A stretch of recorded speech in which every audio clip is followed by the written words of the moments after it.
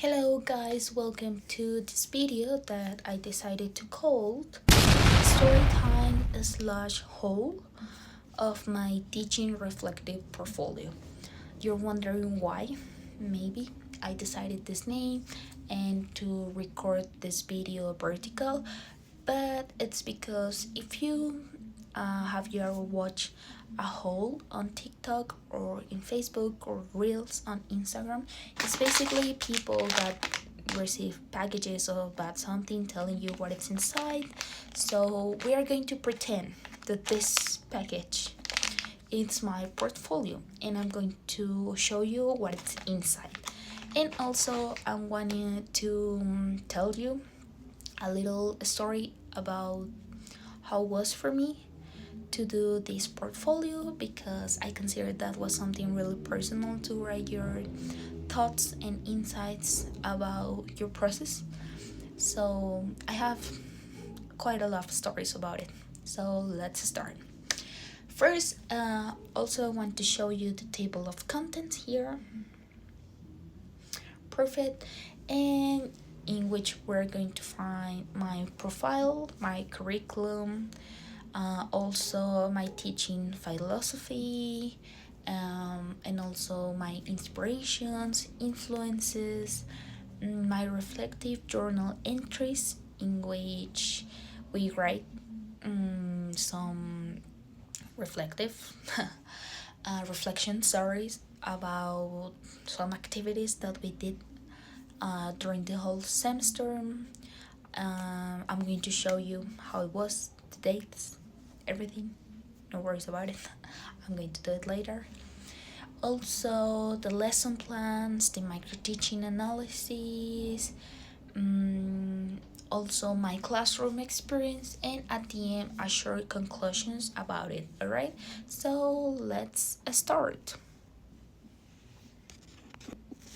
Perfect. So first of all, let's start with my curriculum. Sorry guys, I have here my computer because of course I need to see my portfolio just to check that I'm giving you the correct information. So the first thing that you're going to see when you check to my portfolio is the curriculum that I'm going to put here, as you can see. And I'm going to be really honest with you, this was the hardest part to do because I don't have any teaching experience, and I was worried about it because I'm gonna be honest with you, I checked some of your portfolios. Oops, secret reveal, but I see that some of you have experience as a tutor or teaching in an institute or in a school, but I don't have that. And even in college, I'm not giving classes or anything. So I was very honest on my curriculum. I wrote about me and also about my educational background, but nothing else. I expected to earn some experience next semester. So check my curriculum, sorry, one more time. Perfect. Continue with my teaching expectations. When I wrote this page, it was hard. To be honest, the whole experience about writing a portfolio and reflecting about it was hard because you involve a lot of emotions and feelings. Most of the time I was terrified about it because you have to be honest with yourself, like, what did I learn? Are you prepared to be a teacher? Do you like to be a teacher? How you're gonna be as a teacher? So the conclusion to me, it was like my expectation as a teacher, it's to be patient, curious, thoughtful. My goal is to create a fun, safe, and engaging learning environment in which students can explore and learn in new ways, as I did, for example, here in college. So, yeah, that would be nice. And then we have some reflective journal entries. For example, when we read Cartas a quien pretende enseñar by Paulo Freire, that was really nice. I think he has a very clear expectation and opinion about how is to teach, even though here in Latin America. So when I read it once again, it was like, yeah, you're right, man. Some things are not gonna change, even though that was right like 20 years ago or something like that. And I have this quote that I'm going to put here, that it's in my journal or in my portfolio. Check it. That it's, quien se atreva a enseñar nunca debe dejar de aprender, which I consider that it's totally true, because as a teachers we're learning all the time, even with technology, with new tools, resources, even of the students, we're learning all the time. So yeah, to think about it, to reflect about it. I already talked about my expectations, that it's related with my teacher philosophy, but you can check it here, the entry. Perfect, you're seeing that. And also we did a lot of reflective journals, like the exercise using Gibbs cycle, which not to be dramatic, but I think this helped me even in other classes, because it was good to do it, the exercise, like to think about it, describe the experience, the feelings, the evaluation, analyze, and the conclusion.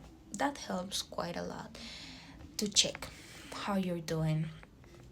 I have here the other entry that it's about reflection about the communicative approach, the teaching exercise.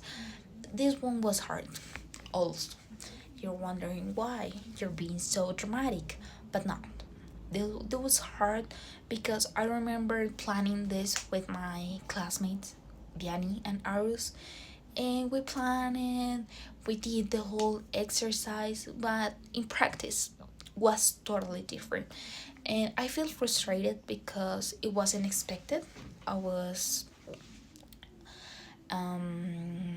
overwhelmed because I know that we gave some instructions. I remember that day we said, hey, please don't use your phone, and everyone was using the phone. So I was like, class management wasn't good, maybe they didn't understand the instructions.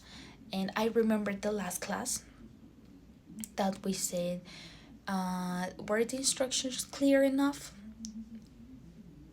I consider that it wasn't. So it's hard to realize that some things are not going to be as you plan, but I think it's part of the process, and you have to deal with it. That it's a phrase that I would like to highlight. Deal with it. So